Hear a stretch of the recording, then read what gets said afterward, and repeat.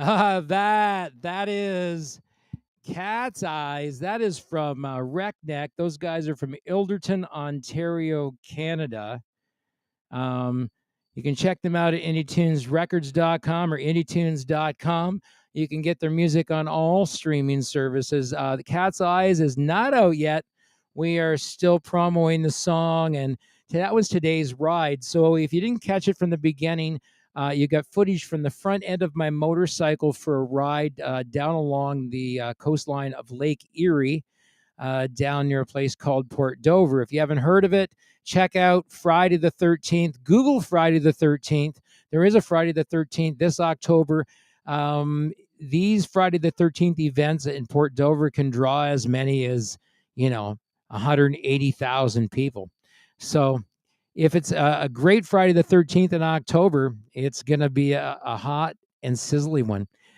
Well, listen, I told you I got a special guest who's a mystery guest tonight on the show, but no mystery to me, not a mystery to me, not a mystery at all. I'm going to switch a couple of things up here really, really quick while I do this introduction here. So this is a guy who's got a very lengthy career in music. He's had a career in music since the early 70s, and he has played in a rock and roll metal band for many, many years, toured all over the world. He is now on his 6th studio album. Some really cool stuff going on there. And I just want to go back over to my my Seagate here, because I want to pull this up here because this is really, really important, right? This is really important. And we need to do this every once in a while when we have a special guest on the show. I'm killing time here while I'm trying to doubly process all of this stuff here. And for some reason, there it goes. Promo. There we go. And where is it? Where is it? It's here somewhere. There it is, right there. Well, this guy deserves a really great intro, and he's got his 6th studio album coming out. We're going to give you a hint.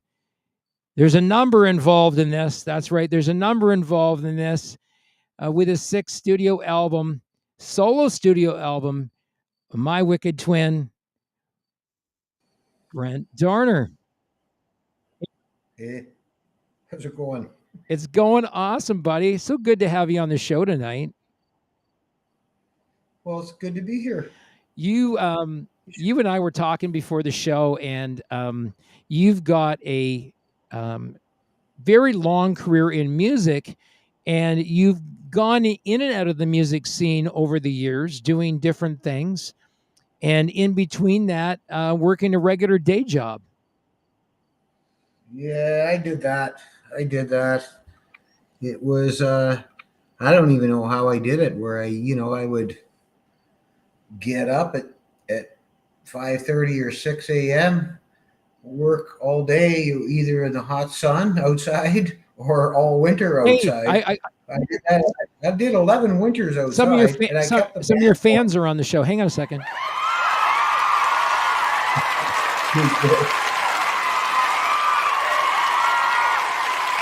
From one of your last shows.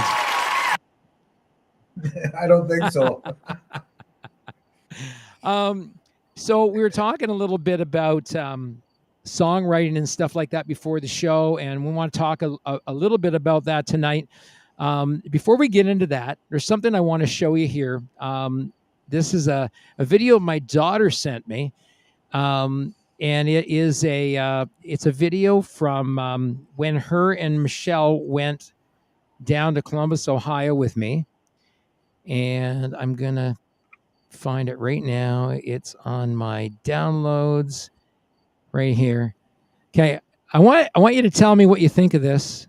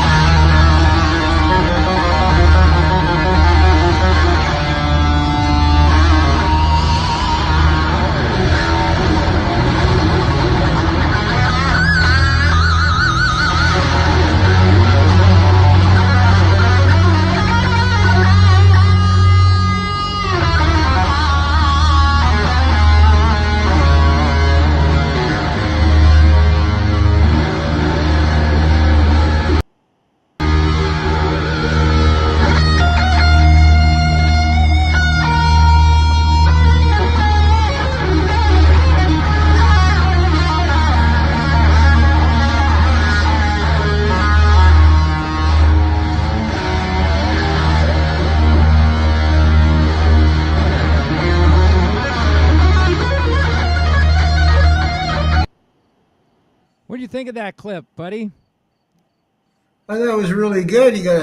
Except for the dumbass cameraman, he was filming the wrong fucking hand. Oops, sorry about that. You don't film the picking hand, you film the fingering hand, you Isn't dumbass. it? I like that the solo had a long, low droning note, a low E or a low D. It was kind of neat. Yeah, it was like Um, a MIDI bass sound in the background that changed when she changed keys. yeah, so I thought it was great. I don't know who it is though. Uh, uh, Female guitarist right now touring with Alice Cooper. Oh, well, that's not Nita Patty. Strauss. Nita Strauss. Yeah, I was gonna say that's not Patty. I forget her name now. That other hot guitar player, Chicky, Patty somebody. I forget her name. Yeah, this is Nita Strauss, and Nicole said she rocked it. Like she said, she rocked it for Alice Cooper. She did a great job as Alice Cooper's guitarist. I just loved Alice Cooper's songwriting. I love that theatrical gothic kind of sound. Even like the Halo of Flies, for example. That song, it just went through a whole bunch of changes, kind of like what you'd expect from a much newer Meatloaf Bat Out of Hell kind of theatrical music that goes through a whole bunch of changes and feels, and the song doesn't end. It's like, what was the Halo of Flies? It was like what, 8 minutes long or something? I don't remember. Yeah, Nicole really loved his song Poison. Yeah, Yeah, she got it. We got a couple of clips from it. I'll have to play them sometime for you, but the pretty Alice, cool. the They, Alice Cooper Killer album was just the best photograph of a band I've ever seen, I think, in my life. Michelle said Nicole was just rocking like crazy. Like she was just rocking when Alice Cooper was on. So we got Brent the Doctor Dorner in the house tonight. We're talking about all things music. We're going to turn this towards independent music, of course, because that's kind of what we're all about. Um, I want to show something here. So that was Nita Strauss, very accomplished guitarist. She's got a master class that she's teaching the guitar on. Yeah, that's pretty cool. Yeah, so you can actually they're advertising on Facebook and Instagram, 20% off right now, and she starts with all the basics and works all the way up to the more complex stuff. So That's she has an online course where she takes you through all the guitar theory that you need to know to play all of your scales and all the other cool stuff. right. I never went through all that. I was pretty good at reading tablature in the earlier years. Or every, like I said, was a subscriber to Guitar Player magazine, and I would always read the hottest tabs, Steve Vai, and because I was always reading it, I got pretty good at reading tabs fairly quickly. And Were you an accomplished musician from that direction, or did you teach yourself guitar? I taught myself guitar, and I went to these classical lessons, classical guitar lessons in St. Catharines for quite a while, Right. and and uh, and then I was reading tablature for a couple of years, and the tablature was really cool though. I thought it So was what do you just think? a way of What'd you writing think about what'd you think about the guitar playing on Cat's Eyes? music. I thought that whole album, the guitar are sound really great. I think the singer's voice sits in the mix perfectly. I loved all the changes. I think they must have went through 5 changes, all Yeah, different when tempos. I like this, like getting 5 songs in one. it's really interesting because Adam and his dad co-write those songs, and I think that Adam works on a lot of the structure of the songs. He's the drummer, and he works on a lot of the structure of the songs with his dad. Kevin is actually classically guitar trained, so you can hear it You can hear it definitely in his stuff. Oh, there you go. Caleb Duck says, "I wear my sunglasses at night." Ha ha. What's up, BD? Hey, hey, Caleb Duck. I had cataract surgery in both eyes, and I got to cool it. That's really what's going on. But yeah, this is my cool look though too, right? Hey, here's the thing. Caleb Duck keeps ducking me. I want him to come on the show. Yeah, let's get him on, and he can talk about that handmade Les Paul crafted by the craftsman in Nashville at the Gibson Company. Oh, cool. Yeah, I thought that was a real beauty, and it even has a signature when you buy it.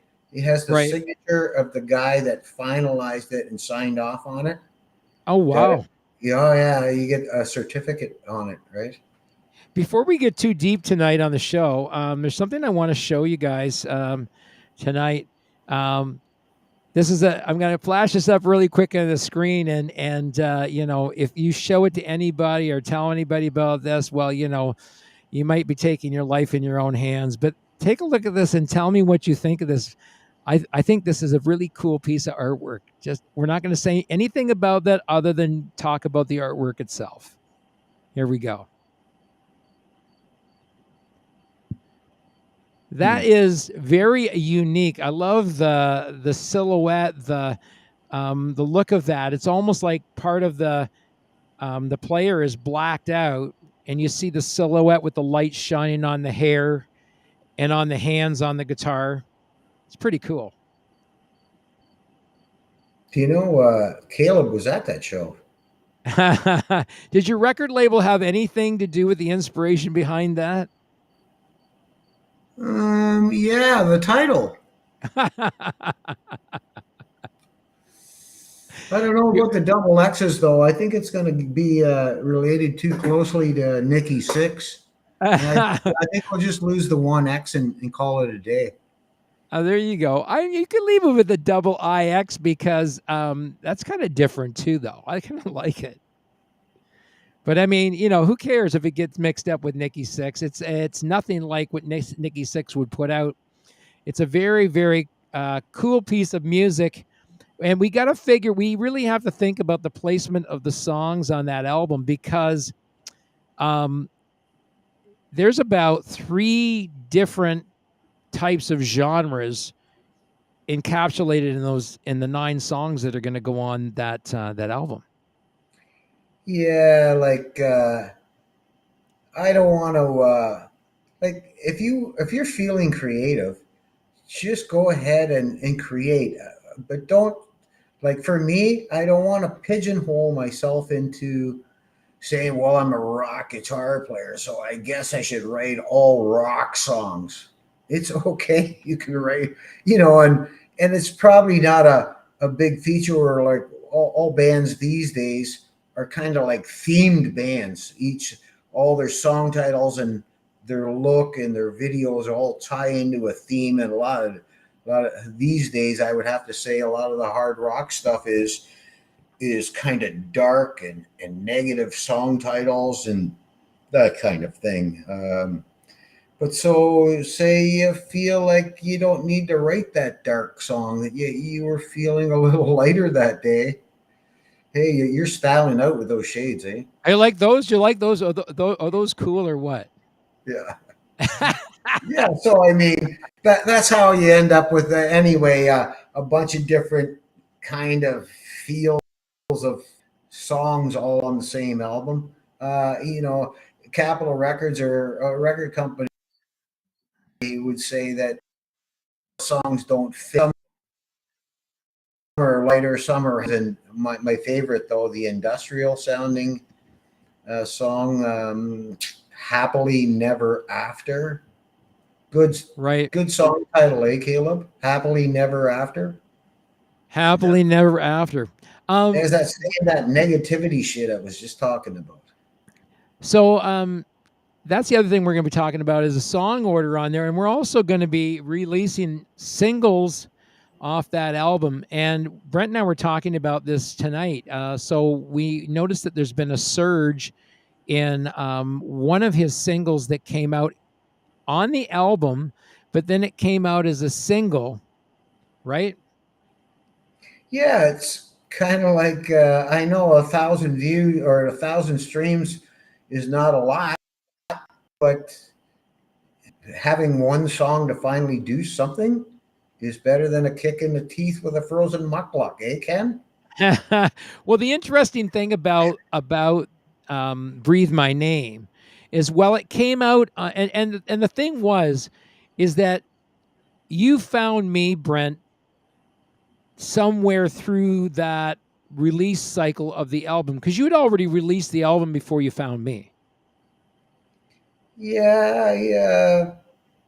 Just kind of doing my one man band show, I guess, these days. And I'm Yeah, glad I don't even remember. Oh, yeah, we got hooked up through the Living Room Rock Stars, JB Stryker. yeah. There's a funny story.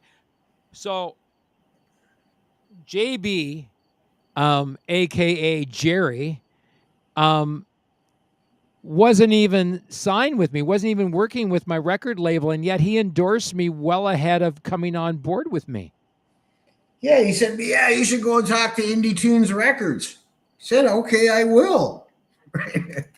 And now look at Helix is with you, and you got what's her name from the Headpins there?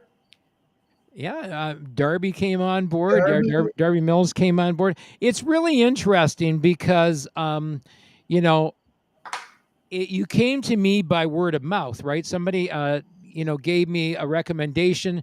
Um, Jerry followed me for a while on I guess on Facebook, He's a and real social butterfly, that guy. and he said to me, he said, "I think you're the real deal." He said that a couple of times on some of my shows, and he said, "I think that you're on the right path. You got a good idea about how you want to help artists out, that kind of stuff." And so he was sold on me even before he brought me the Living Room Rock Stars stuff. And I think he saw an opportunity for people like you to come to me who already had something on the go that was kind of fresh. But I mean, Ashtray Sonatas was actually released a while before I came on the scene. Yeah, I think that's a good song title, not just an album title. Yeah, I guess. Yeah, I guess I really don't keep track of the dates. I'd rather try and keep track of the songwriting than all the rest. That's So why. now here's an interesting thing. There is no title track on Ashtray Sonatas that is a song named Ashtray Sonatas. That's right. I don't know how I came up with that. But you're going to have to come up with a song called Ashtray Sonatas now. I guess as I sit here and smoke a cigarette, I wonder how that came about. Well, it was really interesting because um, do you think that any of your earlier musical influences have anything to do with, you know, where you are now in terms of songwriting? I always like the fancier, more creative stuff. Crack the Sky. I like Mr. Big's first album.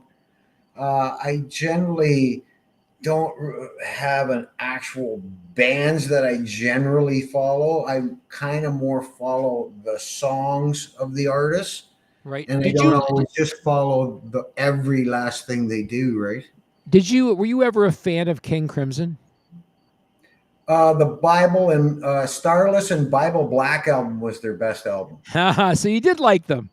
Yeah, I had that album. I kind of had you. I kind of had you pegged as a King Crimson kind of fan. What was that? Cigarettes, ice cream, living from the Virgin Mary. They wrote some neat tunes. Did you know? Did you ever hear of a guy named Joe Conis?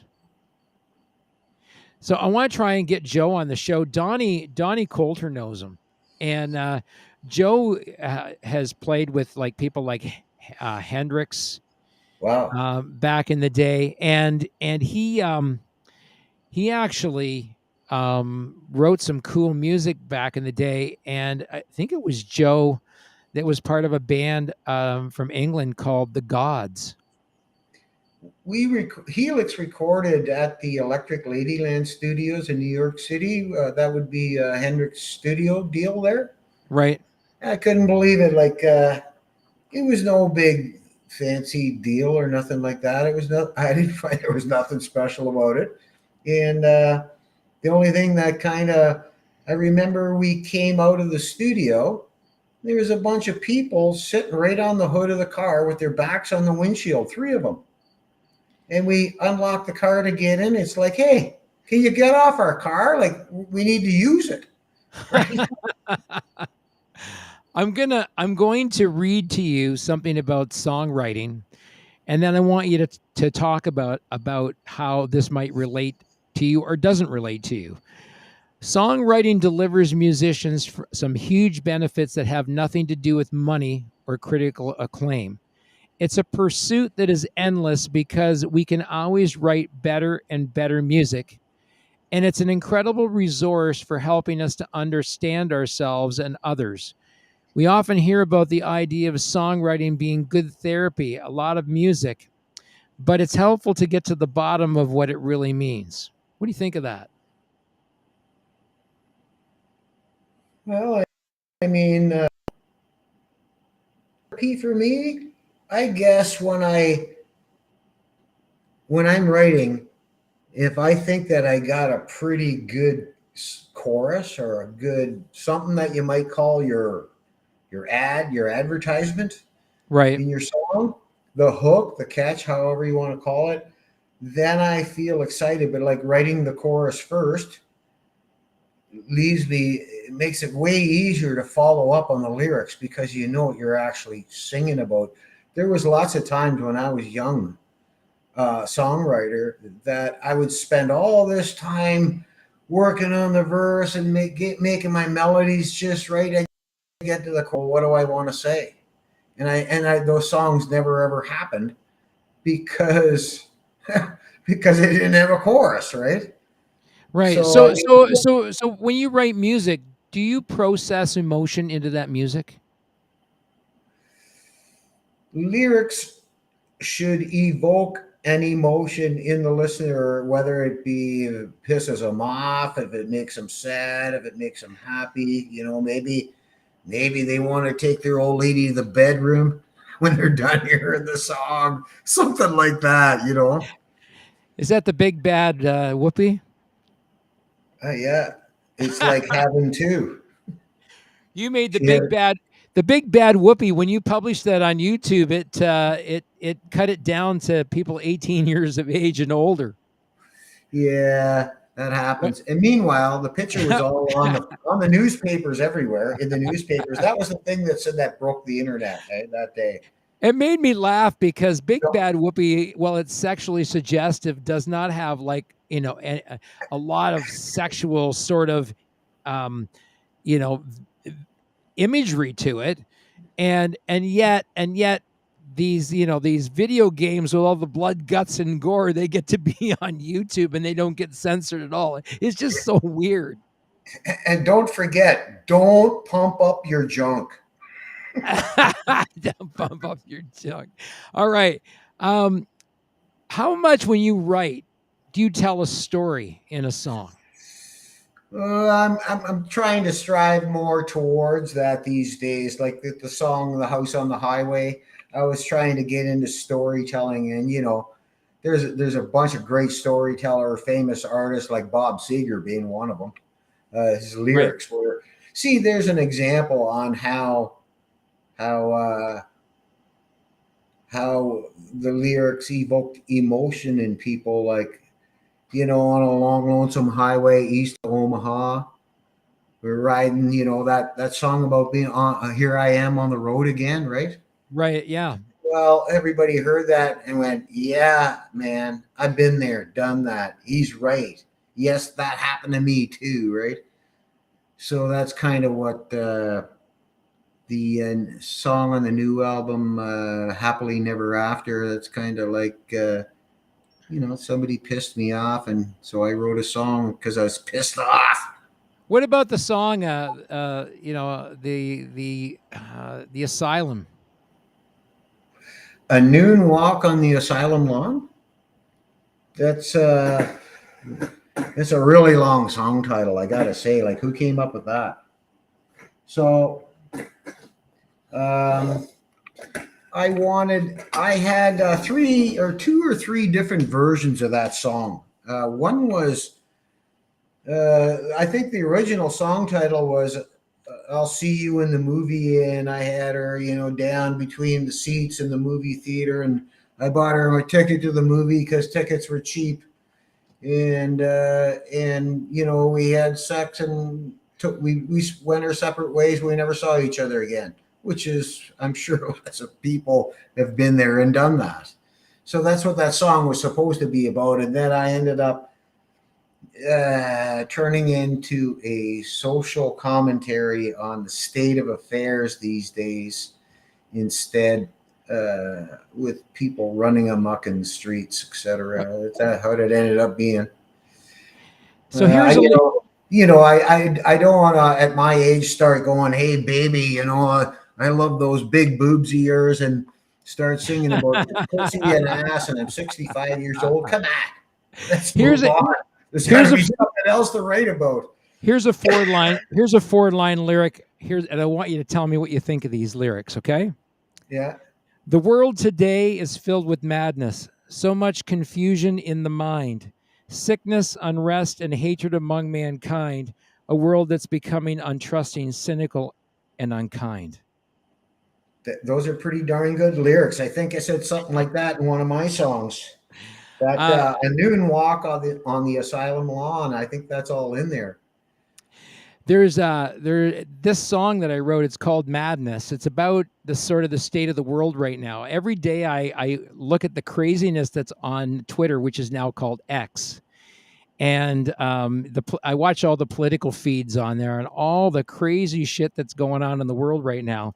And the chorus for the song says, "I don't know what's become of us. The world has changed and amplified hatred among us. Anger and distrust, unrest and sadness. It's up to us people to stop this madness." It's really good lyric writing. That really is. I like it. I like it. It's a cool tune. I like I said, when I watched all the craziness going on around me, I thought I needed to write a song that sort of captured the feeling of the moment. You Yeah, know? nobody knows what to believe anymore. But just leave our kids out of it, okay? Yeah, leave our kids alone. Yeah. um, so there's a component to songwriting that talks about telling your story. How about revealing the humanity in yourself and others? What do you think of that? Um, I don't really get that deep into it. Like, I don't kind of look at it that way. I'll just, like, I throw a lot of lyrics away. I might on my Word document have 3 pages of lyrics, and then eventually I'll cut and paste those Right. sentences and move them around and sing it and kind of put it together, make sense, and it phonically sounds right. I remember the one time I wrote what I thought was a really great section in the song, and I worked really hard on the lyrics, and I sat down and I recorded all the lyrics and I played it back, and I thought, that sucks. It doesn't sound like anything. I said, it just didn't excite me as a listener. It sounded good in my head, but not on tape, so to speak. So I mean, Yeah. but I don't look at it that way uh,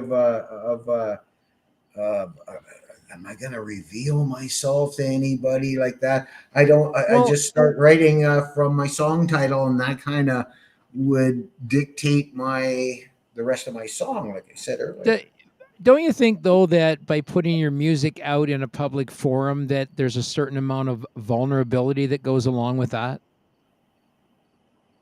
Would I feel vulnerable if I was Yeah, writing does something? that make you feel vulnerable to get your music out there in the public domain where it's going to either be critiqued or, right now you've got MM Radio who's been doing triple plays of your music. Yeah, that's pretty great. Yeah, Um, and I did like you were an interviewed by hour. them today, right?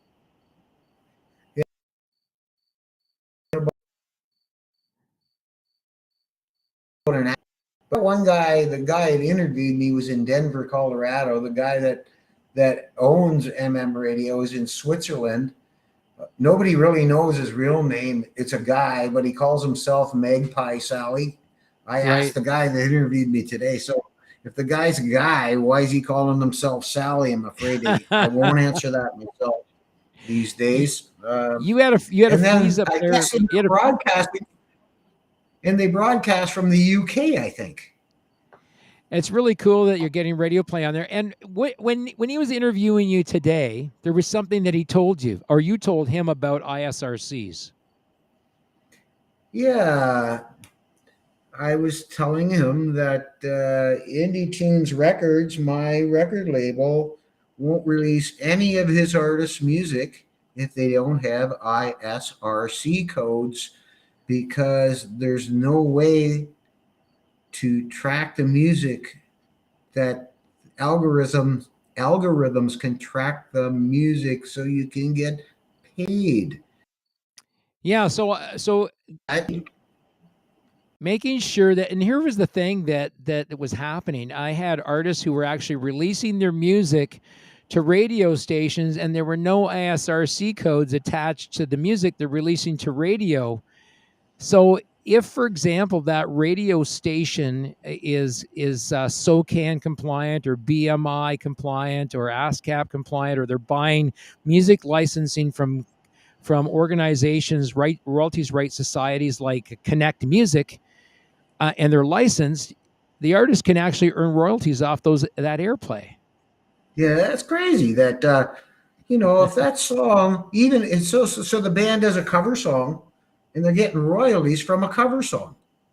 That That's can not right. happen. That's not right. That can happen. And the reason it's happening now is that there are a lot of catalogs of music that are available, where you can purchase the licensing to the music. And what happens is in the electronic streaming world of music is that those royalties come off the front end. You never even see them. They go directly to the publisher for the music or whoever owns the catalog. And remember, if you do a remake of a song, the masters are yours. They don't belong to the artist. All you're paying for is the published music, right? So if you do a remake of a song like Stairway to Heaven, you can actually buy the rights to be able to electronically publish that music. Well, I guess the bigger the song, would it be more of to buy the rights? Would it be more money then, or how does that work? It all comes off the front end. So what happens is if you're working with the right aggregator that takes care of that licensing business, and there's different ways you can do it. You can purchase licensing if the catalog is managed by Connect Music. So this is why I always encourage artists to sign with Connect Music, because Connect can negotiate deals on people's behalfs. For example, there's a company that wants to use a certain song in a ringtone, a telephone ringtone, right? Mm-hmm. Do you know what the name of the song is? Heavy Metal Love. Really? Yeah. And so if that song gets purchased through Connect Music, everybody connected to that song, Heavy Metal Love, will earn royalties off of it. Every time that ringtone is downloaded. What do you mean everybody? Who do you mean everybody? Anybody that has rights to that music, Heavy Metal Love, if you have royalty rights to that song. So do the songwriters not have a say in this, or what? No, because the songwriter has already signed an agreement with Connect Music to negotiate those things on their behalf. Oh, gotcha. I gotcha. And then what happens is they negotiate the going rate, right? So there's a going rate in the industry. Some of the rates are 11 cents on the dollar. So Well, the publisher gets 11 cents on the dollar, and the rest of it goes to the artist that actually reproduced the music. Because remember, all you're paying for is the publishing rights. You're not paying for the musical rights because you recorded the song yourself and you own those masters. Right. Okay. So you're only paying for the ISWC, not the ISRC, because the ISRC belongs to the original soundtrack, Okay. right? All this music business stuff gives me a friggin' rash. It gives me a rash and it gives me a brain cramp. Yeah. It gives me a brain cramp. I learn new stuff every day. It's really interesting where songwriting and that intersection between that and royalty rights, those kinds of things. Does music writing for you, does it connect you to the joy of making something new?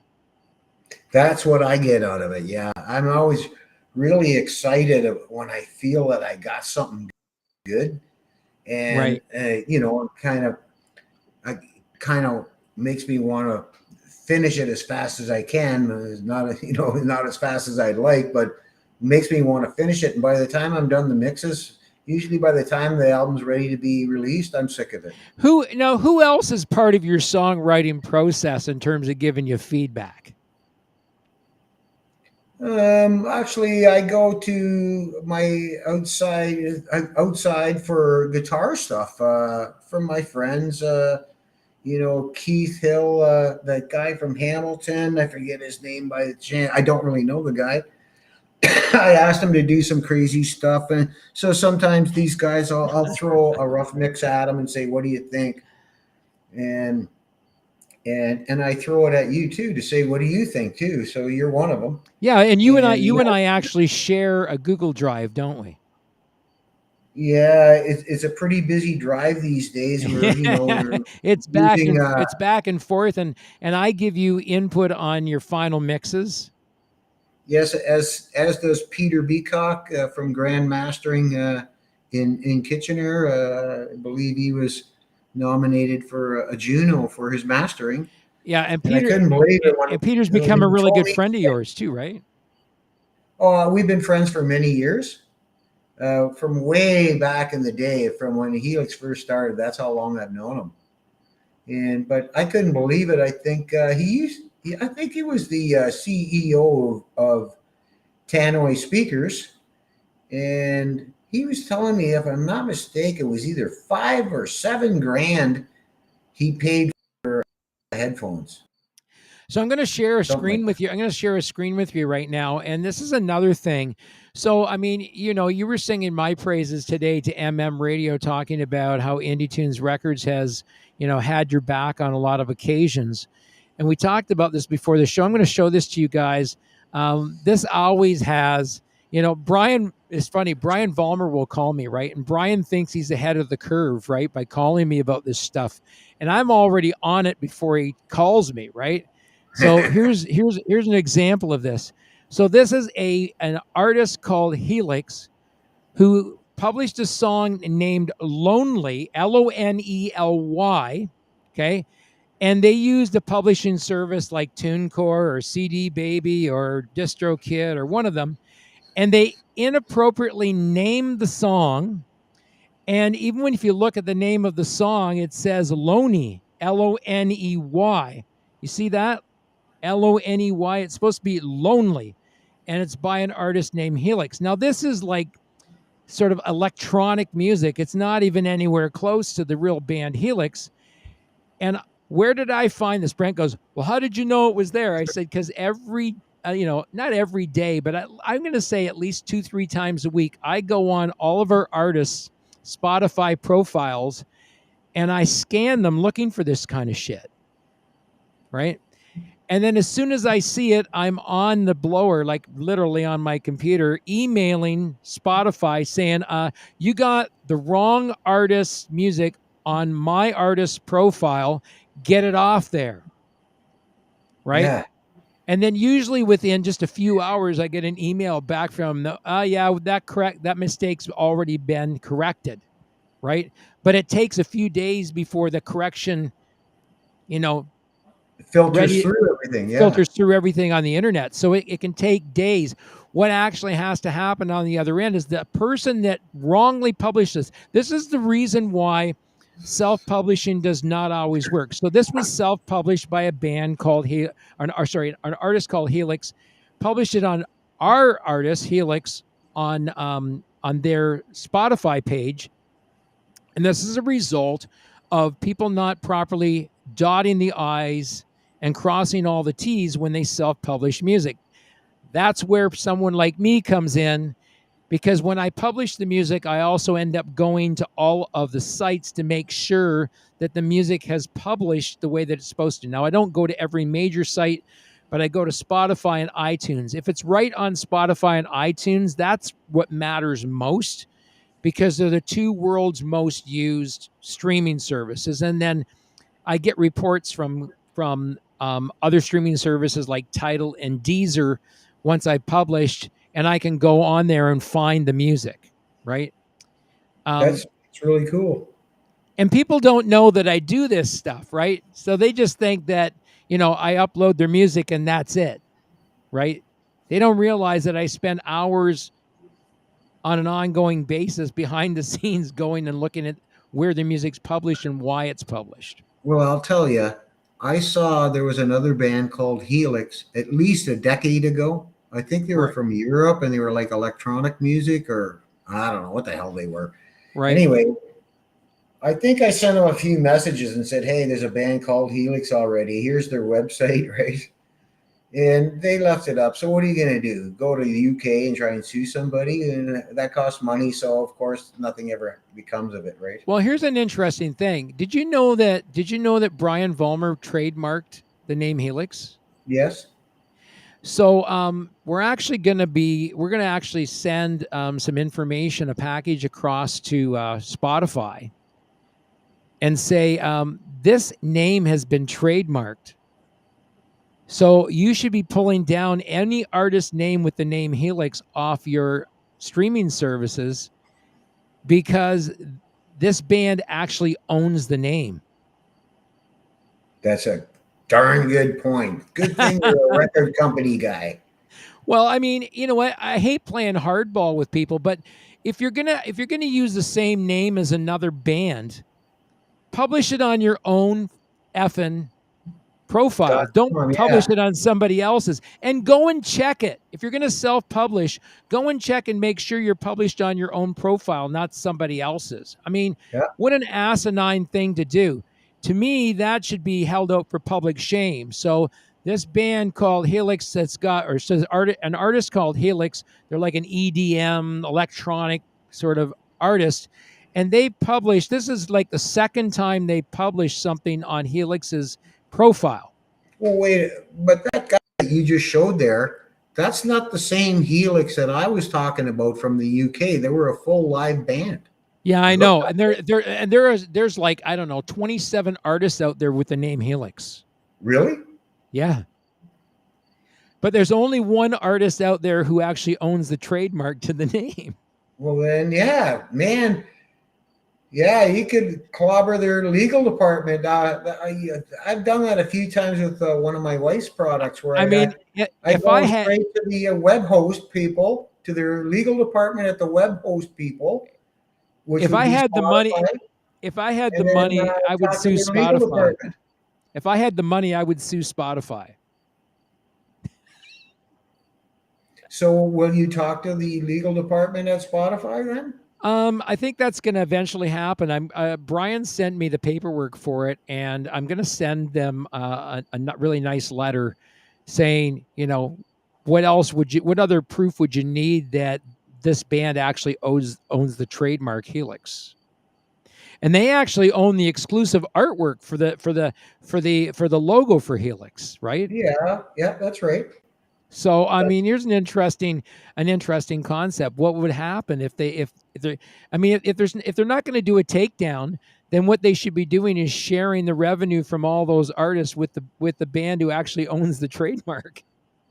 Yeah, they don't have to rename their band. They just send us, I don't know Royalties. what would the rate be? I wonder. Well, I mean, there's some of them out there with the name Helix who have got hundreds of thousands of streams. Here's an interesting thing I want to share with you tonight. This just in, and it's kind of new. You might not have seen it yet. I'm going to pop it up here. And I'll share this screen so you can see it. There it is right there. Rock You just surpassed 10 million streams on That's friggin' Spotify. awesome. Yeah. Awesome. 10 million streams on Spotify. And I gotta look back. What album is that one off of, Brent? Do you remember which album it's off of? No. Is it Walking the Razor's? I think it's Walking the Razor's Edge, right? Yeah, I think so. I'm just going to take a look here and see. 10 million. I'm going to post that picture on my Facebook. There you go, eh? Hey, do you have a screenshot of that already? Yeah, there it is right there. Rock You, 10 million streams. And this was published originally. This is on Walking the Razor's Edge from 1984. This was published January 1st, 1984 by Capitol Records. And this is just 10 million streams on Spotify alone. Okay? It's friggin' awesome. So next year, Helix turns 50. And we were talking about that as well, what that's going to mean, for some things down the road. We're going to be releasing some new stuff. Or some new old stuff, some stuff that I've actually remastered. Look at this one here. Oh, we released that when the Dead Sea was still set. Women, Whiskey, and Sin. And then there's another one on the other side. That's side 2. Sorry, that Women, Whiskey, and Sin was side 2. This was number 1. It's too late. Can't see it. It's too late. It's too late. I wrote that song. There you go. So we're going to be releasing some singles off the White Lace and Black Leather album leading up to the 50th anniversary of Helix. There's some cool stuff coming out. I know that there's a talk of a box set coming out, an anniversary box set coming out. Gordy Pryor wants to do an anniversary box set. Gordy Pryor was our tour bus driver. There you go. No, Gordy. Yeah. Gord Pryor? Oh, Gordy Pryor from Helix, though. Yeah. There's also Gordy. Never mind. It's different Gordy. So here's something now. What about easing the pain? What about it? Well, is there a release of emotion in terms of, stuff inside you that comes out in your music? I don't think I get that. I don't think that happens to me. No. Man, I just, I could be, you get in the shower story and you're singing and you're going, go, what am I singing? Right. And go, I don't know what that is, but I'm going to go downstairs and take my little Zoom recorder and record it. And I got all these recordings of these la la la la la la la la la licks, right? Or whatever it might be. Right.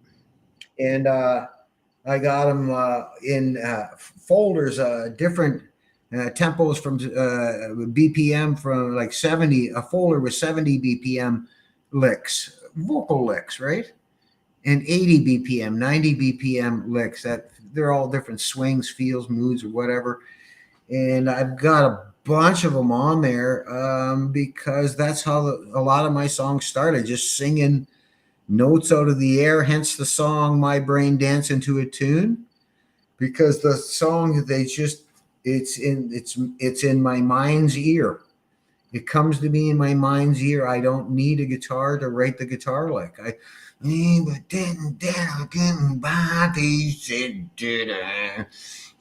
singing something like that and end up okay, now I'm going to teach myself what I just sang. Do I like that lick? Well, sort of. Maybe I'll move it around a bit and then there's your lick. So now that feels good. So what in my huge list of song titles, what song title fits with this feel, So when right? when you write a song, how much of a sense of achievement do you feel when you write a song? When I get it, it's like, yes, I got it, right? Uh, Who we got a and then we got a from que- there on, I got a question from you Keith know, Brent. We got a question from Keith Alto. He said, thank you. "Who wrote It's Too Late from the Iron Eagle soundtrack?" I did. There you go. Two songs with the same title. Oh, there might have been two of them. The Iron Eagle soundtrack. Did we write two different ones? Because see, the Iron Eagle soundtrack, they actually bought and owned the song, so that the Iron Eagle song was recorded specifically for that So movie. that the But I wrote a song called "It's Too Late" on that early Helix album before we even had the horned logo, right? right. So the song "It's Too Late." There were two different versions. One was the movie version, and one was the release version. They're two completely different songs, I think. Right. I Okay. think. I'm Yeah, gonna have to because give we a knew. listen to that now. Now that's got my curiosity peaked. We got a bunch of songs we're going to be releasing that album. I got a bunch of ideas. We're going to use stuff like Wait, photographs of 45s and stuff like that. wait. There's another one. We did a cover from the singer from Def Leppard. What's his name? Joe Joe Elliott. somebody. Joe Elliott. Joe Elliott. So he sent us his demo of a song that he wrote called "It's Too Late," and I believe Helix recorded that one too.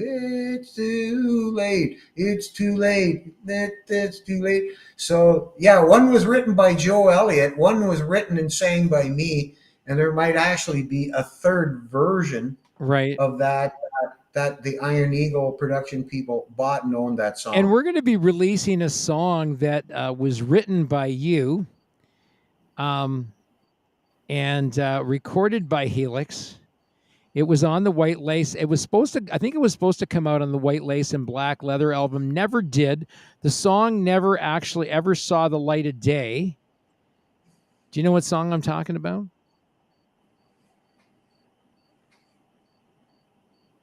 Wow. No, we wrote a lot of songs that didn't make it on albums. Right. I'm just gonna. I had it here. Uh. Uh. Uh. Oh, I know what you're talking about. Yeah. It's called it's called It's called shit. "When the Fire Is Hot." That's right. When the fire is hot, fire is hot, you bring hold of me. I You wrote that wrote one. that song. I haven't heard it.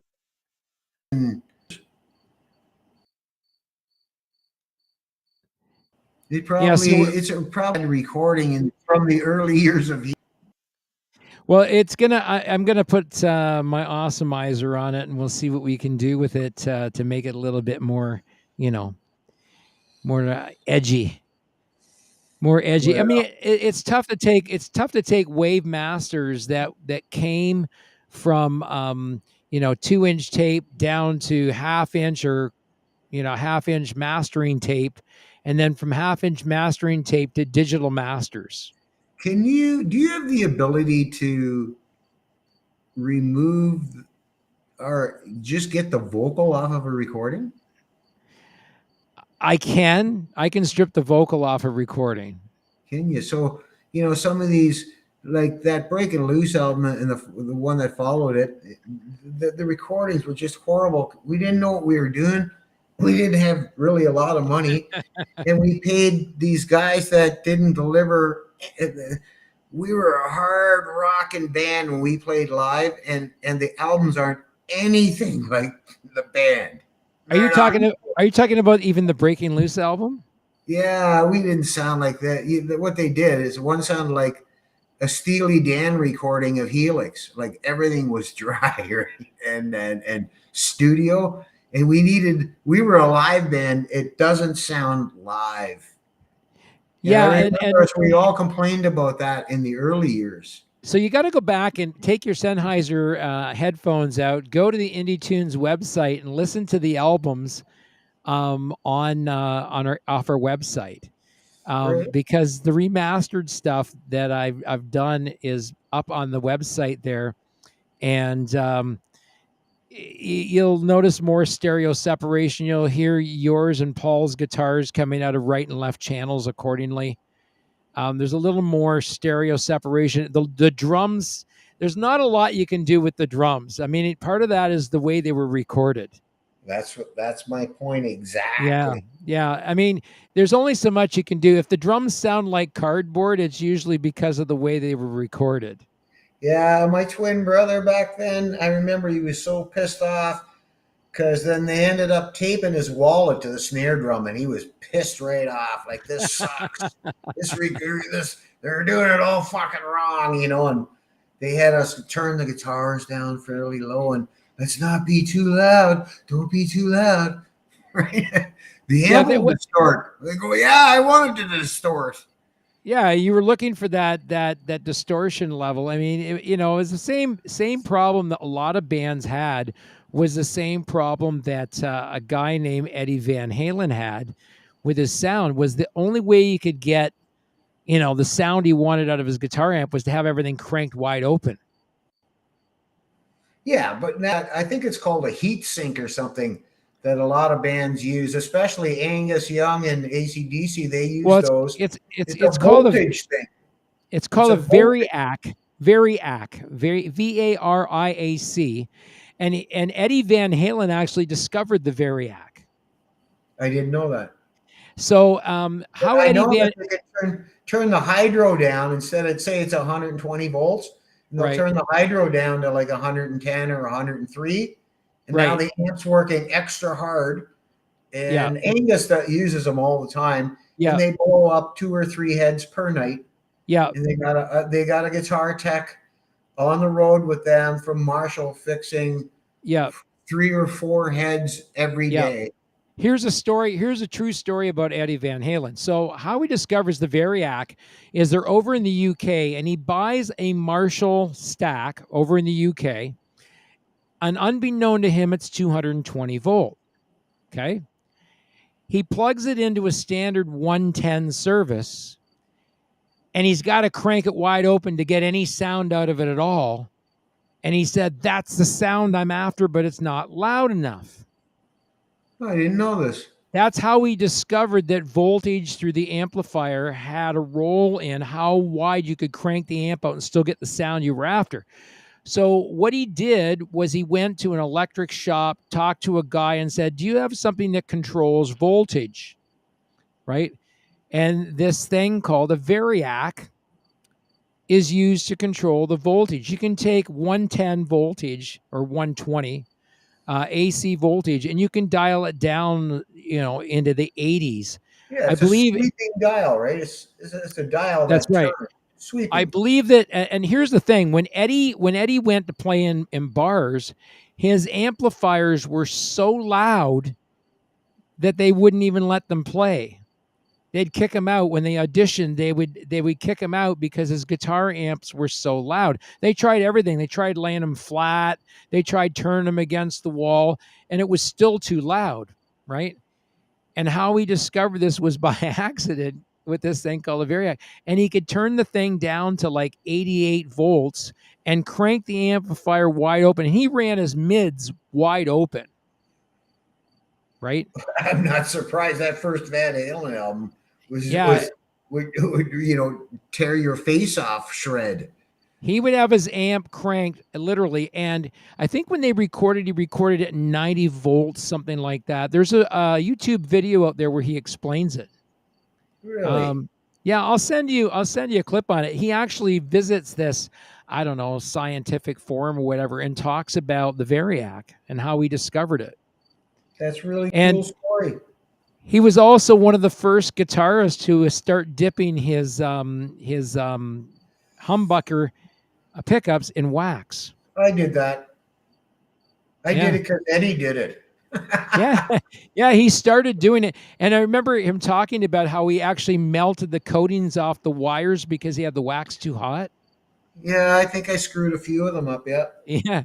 And it was to get the right amount of vibration, and that's how he could get rid of the squeal from the humbuckers, is by putting a certain amount of wax on them, and it would stop the coils from the wires from vibrating so much against each other. Okay, I do know this, that Eddie didn't want the, the pickup that has a height adjustment screws, That's right. right? And mounted on a spring. He wanted the pickup mounted to the body and not hung up on springs in the plastic plate. So he Right. actually screwed his pickups to the body Yeah, and very interesting. had to set them for height because it's a fixed height once it's screwed down, right? Right. So you So you had some of those tricks up your sleeve with guitar playing as well then. yeah, I was always looking for stuff like that. I always knew that if you used the empty cigarette pack, you could shim your neck to a nice angle to work really well with a Floyd Rose bridge. So how do you take that skill set and that apply that now to your songwriting? That creativity. I don't know. I got to be quite honest with you. I just use my guitar these days as like a hammer and a chisel to just get the damn thing recorded. And then I go to my friend guitar players, Caleb Duck's one of them, and say, "Hey, will you play the solo on this?" I don't want to. I don't want to sit here anymore and run over licks and work on my Lydian modes and that type of thing. I want to just get the song written and somebody else, because I still gotta, after I'm playing the guitar licks, then I gotta go ahead and write all the lyrics and then get it sung and then figure out if there's going to be harmonies. Am I going to use strings, keys, Right. what's by the time, and then it's got to be mixed, and mixing can, for me, So so on forever. so on this next album that's coming out, we're gonna wind up very shortly, Brent. We're past the top of the hour. But this new album that's coming out, your sixth studio album, who are some of the guitarists on there? Is Kelly Kierlick on that one as well? He is not. I'd have Uh, to kind of review it. One Keith Hill does some fills and stuff. That okay. guy from Hamilton, he moved out east onto the East Coast just recently. Who's that? I can't think of his name. I don't really know the guy. Oh, okay. I've never met him. Some Uh, guy. Hey, yeah. speaking of some guy, as we wind up the show tonight, you are also writing a pop album. Oh yeah. Boy, if somebody, I'm looking. Like I was saying, I was writing songs that weren't rock songs, but I wanted to stay creative. So I wrote, I'd say, 8 or 9 pop songs, and I am looking for a 16-year-old male singer. I am looking. The guy has to be good, a good singer, of course, and he's got to be good looking too. I want to take And he's his got to image. know his way around the studio. Yeah, he's got to have a recording studio experience. He would have to send me some tracks so I could hear him sing. So I would know if he had studio experience. Right. Send me your track. Now, if they didn't have studio experience, but this person was a gifted singer, would you still consider working with them? Sure, of course, but I don't want to have to teach the person when to sing an upbeat and when to sing a downbeat and when the trill Right. ends and stuff like that. Right. But then, so I want to offer this singer a 50% songwriters royalties, but we'll create a new artist, and I have the name of the artist, and I can't tell you right now. But I'm looking for a 16-year-old, good-looking male singer to sing on and to sing all the songs on my pop album, and he can be a new artist that I will create. And as part of that deal, you're also willing to sweeten that deal a little bit because you own a company called Red D Film, and you'd help this artist make videos for those songs, wouldn't you? I get, yeah, like say, depending on where they live, like if they're out of country, I can't go and film them, but they can certainly, I can give them instructions on, they can film stuff for the high quality smartphone film, and I can do all the editing here, and we could, get a storyboard together. This is what, in this sentence, you want to see this, in that sentence, you want to see that, and film it like that and send me your footage in a Google Drive, and I'll take it from there, right? I want to come down and help you do a video for one of your songs on your album. Well, I think the first one might be I Giant. I don't know because the song's called I Giant. Oh, that's Rick Mead playing on that one. Rick Mead from Sire, yeah, Right. from Woodstock. Um, He lives in Woodstock? See, because I'm singing about being a giant, Right. uh, it's hard to fit through a door when you're 20 foot tall. Ah!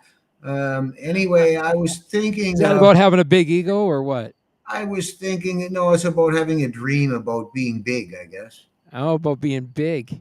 Well, yeah, that's like we got you have the giant Brent on Ashtray Sonatas, which is really really flicking cool as Yeah, well. the lyrics are playing guitar. I grow to 20 foot tall. The amp in my head, the size of Gotham Town Hall. Speakers the size of a hurricane eye. In my mind, I'm a really big guy. And then the Godlick, right? The Godlick. Um, so I was thinking of maybe setting up, finding a bunch of cardboard boxes, spray painting them green screen green, and then I would manipulate the set that the cardboard boxes would be buildings, and then I could replace the cardboard boxes with images of buildings and turn it into an environment, right? And then Before you we go, before we so go, I'd be I want to share this with people. There it is. yeah, like that. I giant. I I love how you took the whole Godzilla thing and put yourself in there as Godzilla in that photograph. That is so well done, man. I love that cover. Thanks. I guess to sell realism in Photoshop, you gotta, and you can do it in After Effects too, where you can cast shadows. Is there Which now? If we look close enough at that, are you? You're, I don't see you crushing a vehicle there. I'm not. I wasn't trying to show destruction. There you go. So you're just trying to show yourself as the giant above it all. Yeah, and there were some ads and stuff on the buildings, like it might have said Sony or Panasonic or something, and I just brushed them out in Photoshop. And that Can you? picture there, I think that was in Hamilton, How, an outdoor show. how much of that? How much of that? That photograph would be picturesque of how you would feel when you played live. Well, that's what the song "I Giant's" about, kind of. There you go. There you go. So it's about reliving the playing music Look live. at how big my balls are right now. Look at they're huge. Just look at them. Oh my God. We got a show coming up. Not next week. Next week is the 13th of September. Sean McKenna will be with me next week. Maybe Brent will be joining us again next week. On the 20th, we have Lorraine Lewis coming to join us from Vixen. Um, Really so you're not going to want to miss that interview. cool. Um, it's going to be really cool. Vixen just played at Wacken Hey, if Caleb's still there, if I this can past interrupt, summer. I got this. I think we went. Caleb and I and Brian. We went to this. This is the release of the Trailer Park Boys second movie. That was the big showing at the arena at the Halifax Center. Right. And we went all the way to Halifax, Caleb and Brian, I, to play one song. And that was Very it. cool. And then we partied our asses off until our flight left. Very, very cool. Um, so we're going to talk about more of that. Brent is looking for that 16, 17, maybe even 18-year-old young man that has got a great voice, hopefully with some studio time or at least some knowledge about how to record music and sing to upbeats and downbeats. And talk to Brent about doing that. You can either Yeah. arrange with him to go and do the vocals on site, or if you've got your own little vocal closet where you can go and do your vocals, he'll send you the wave files so you can do the vocals over them. Yeah, I had a really good singer already, and he signed with Sony Records, and then I couldn't have him anymore. That's what happened to my first singer. Oh man. Well, that's Yeah. pretty good. That's pretty good when you find somebody that gets signed with a major record label. Yeah, and he's like 16 or 17 years old. I'll take Wow. an 18 to 20-year old. You know, as long as That's he's good looking, so that we could sell records like that kid from Cambridge, baby, baby, baby. That guy. Justin Bieber. Yeah, baby, baby, baby, baby, B, B, baby, B, B, baby. B, B. All right. Well, listen, it's been a great time having you on the show tonight, Brent.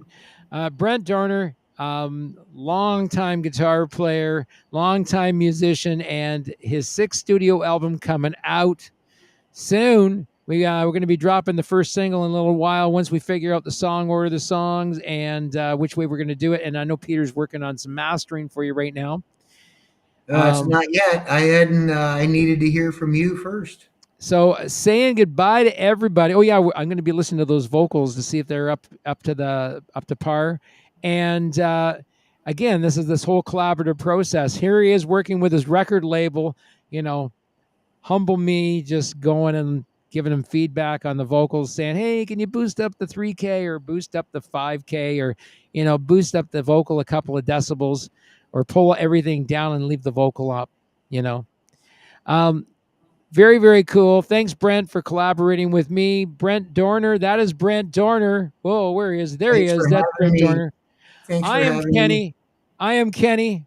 This has been the Indie Show. I'm Kenny, and you are not. Have a great